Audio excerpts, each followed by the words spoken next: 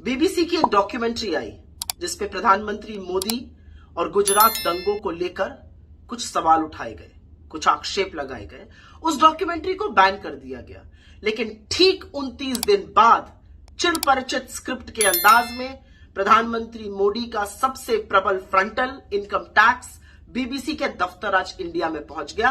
कहते हैं रेड नहीं हुई, हमने सर्वे किया। आपने जो भी किया, आपने दुनिया को दिखा दिया कि आप वाकई में बौखलाए हुए हैं, घबराए हुए हैं, क्योंकि जो आपने किया है वो एक घबराया हुआ तानाशाही करता है।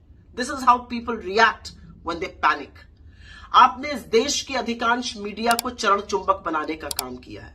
आप उनसे कहिएगा बैठ जाओ तो वो लौटने को तैयार है। लेकिन अब आपने जो बीबीसी के साथ किया है वो आपका असली चाल चरित्र और चेहरा दिखाता है। वो दिखाता है कि 22 अप्रैल 2014 को जब गुजरात के मुख्यमंत्री और इस देश की प्रधानमंत्री बनने की होड़ में नरेंद्र मोदी ने कहा था कि मीडिया स्वतंत्र होना चाहिए, मीडिया को डरना नहीं चाहिए, और अगर कभी मीडिया डरा तो मैं उनके साथ खड़ा रहूंगा।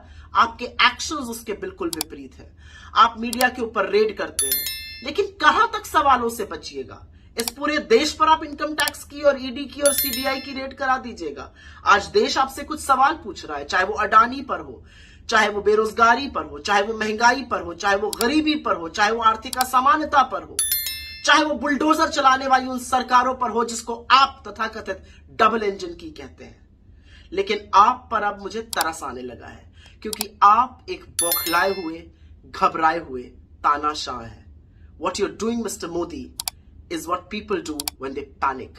I pity you. मुझे तरस आता है आप पर कि आपको बीबीसी के दफ्तर पर एक रेड और एक सर्च, जो भी आप कहना चाहिए, करानी पड़ी, क्योंकि सवालों से आप बौखला गए थे।